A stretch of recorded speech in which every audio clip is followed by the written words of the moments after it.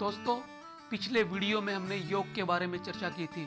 योग की परिभाषा जानी थी योग कब उत्पन्न हुआ, और ये भी जाना था कि योग के कौन कौन से प्रकार हैं और योग का लाभ क्या है। दोस्तों, आज के वीडियो में हम बात करेंगे योग के उस मार्ग के बारे में जो बुद्धि से संबंधित है, जो ज्ञान से संबंधित है, जिस ज्ञान के बल पर हम परमात्मा तक पहुंच सकते हैं, अपने तक पहुंच सकते हैं, स्वयं को जान सकते हैं, मैं कौन हूं ये पता लगा सकते हैं। पिछले वीडियो में हमने ये देखा था कि खुद तक पहुंचने के कौन कौन से मार्ग हैं, और इन मार्गों को योग कहा जाता है। योग के बहुत सारे अलग अलग मार्ग हैं जिनके जरिए हम वो यात्रा पूरी करते हैं जिसके लिए हमारा जन्म हुआ है। उन्हीं रास्तों में से एक रास्ता है ज्ञान योग का, ज्ञान के जरिए स्वयं तक पहुंचने का मार्ग।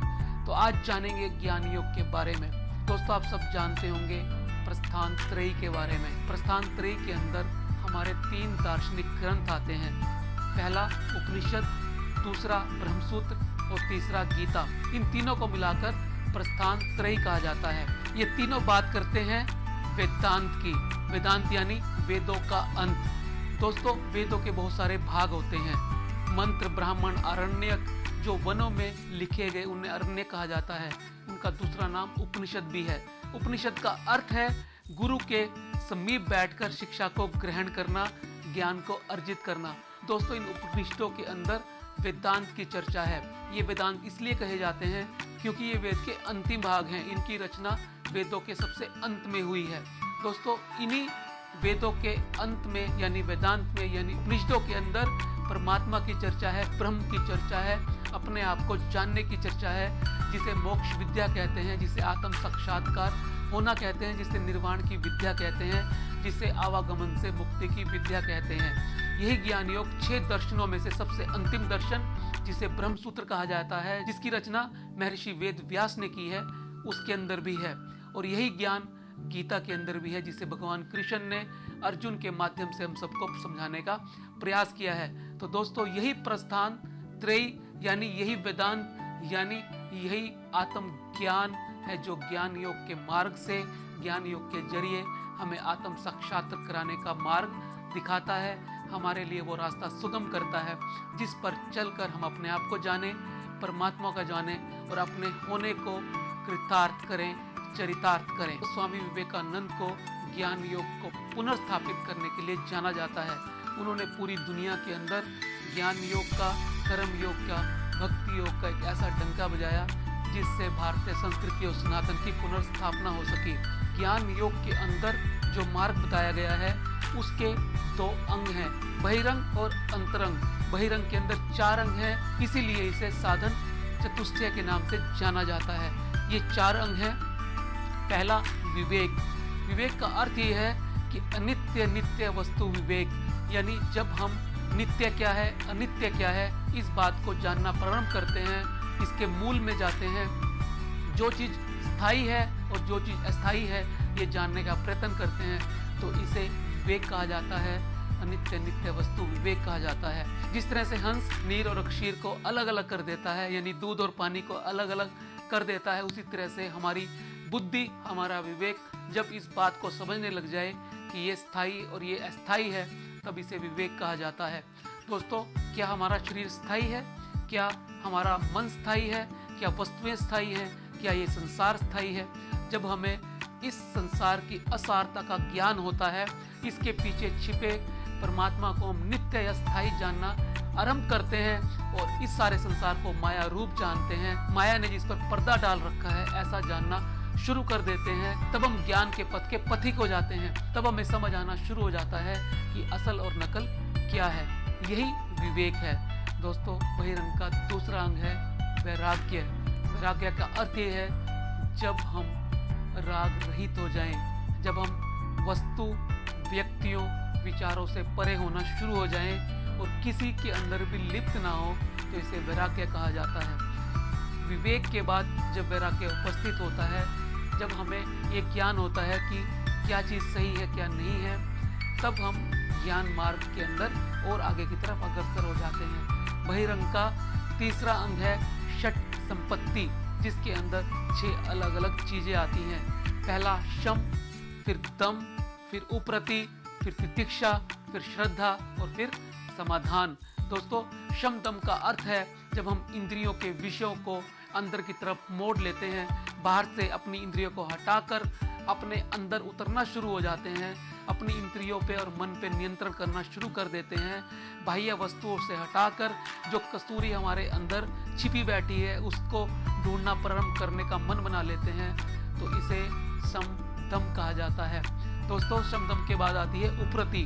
उपरति का अर्थ होता है उदासीनता। जब हम सभी विषयों के प्रति, वस्तुओं के प्रति एक उदासीन भाव रखना शुरू कर देते हैं और ज्ञान की तरफ चलना शुरू कर देते हैं, तो इसे उपरति कहा जाता है। दोस्तों, उपरति के बाद आती है तितिक्षा। तितिक्षा का अर्थ होता है धैर्य। तितिक्षा का अर्थ होता है सब द्वंद्वों से परे जाना।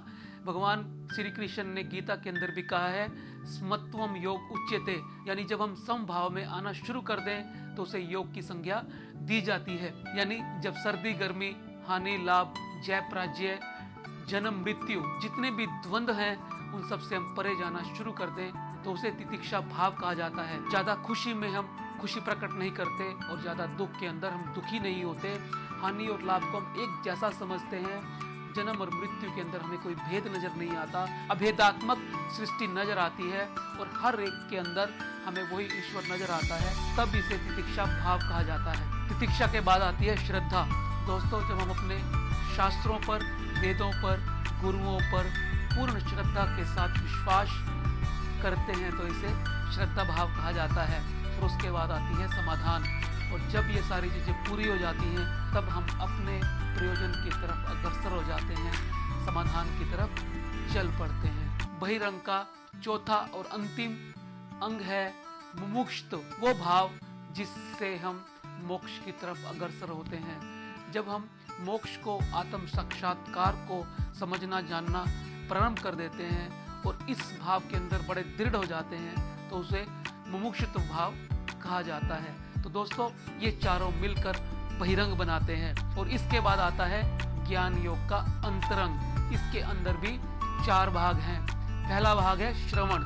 श्रवण के अंदर गुरुओं से सुना जाता है, गुरुओं से उपनिषदों का, गीता का, ब्रह्मसूत्र का, प्रस्थानत्रयी का ज्ञान लिया जाता है, वेदांत का ज्ञान लिया जाता है, अद्वैतवाद को समझने का प्रयास किया जाता है। दोस्तों, जब हम इस बात को समझना प्रारंभ कर देते हैं, पूरी सृष्टि की सत्ता एक ब्रह्म से ही हुई है, एक ईश्वर, एक परमात्मा से ही हुई है, बाकी सब उसका विस्तार है।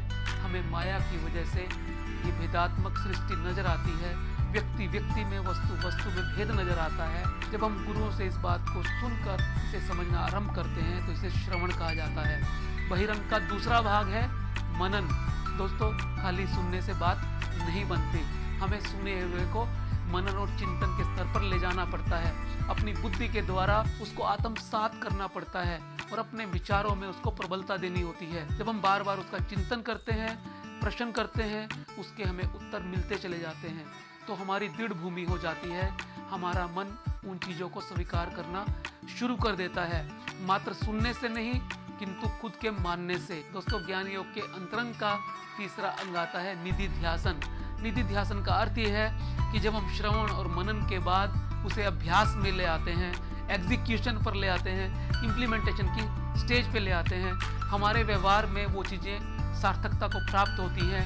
हम वास्तव में अद्वैतवादी होना शुरू हो जाते हैं। वास्तव में हम किसी भी तरह के भेद को नहीं देखते।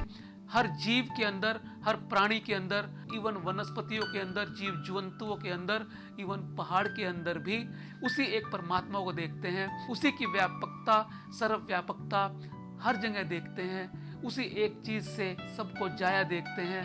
अहम ब्रह्मस्मि तत्त्वमसि प्रज्ञानम ब्रह्म के भाव में आ जाते हैं तो इसे निधि ध्यासन कहा जाता है। यानी अब हमारे अभ्यास में अद्वैत आना शुरू हो गया है। अब हम ज्ञान योग की पराकाष्ठा पर हैं। अब हम सही अर्थ में अद्वैत का मर्म समझने लगे हैं। दोस्तों, अंतरंग का चौथा और अंतिम भाग है आत्म साक्षात्कार। जब हम निधि ध्यासन के चलते चलते इतने प्रगाढ़ अवस्था में चले जाते हैं, जैसे राजयोग में ध्यान के बाद समाधि आती है, उसी तरह से निधि ध्यासन के बाद आत्म साक्षात्कार आ जाता है। आत्म साक्षात के अंदर हम पूर्णतः ब्रह्म को समर्पित हो जाते हैं, एकाकार हो जाते हैं, स्वयं ब्रह्म बन जाते हैं। इस स्थिति को आत्म साक्षात्कार कहा जाता है। यानी आप ज्ञान योग के मार्ग से उस पर्वत पर पहुंच चुके हैं जहां परमात्मा विराजता है। पूरे संसार को, उसकी हर वस्तु को आप एक लय से देखना आरंभ कर देते हैं। यही आत्म साक्षात्कार है। दोस्तों, ये था ज्ञान योग। पूरे विश्व के अंदर अगर सबसे बड़ा कोई दर्शन है, सबसे बड़ा कोई धर्म है, सबसे बड़ा कोई ज्ञान है, तो वो यही है, हम अपने आप को उस एक ईश्वर का अंश समझें, हम अपने आप को ब्रह्म ही समझें, क्योंकि सब तरफ उसी एक का ही विस्तार है।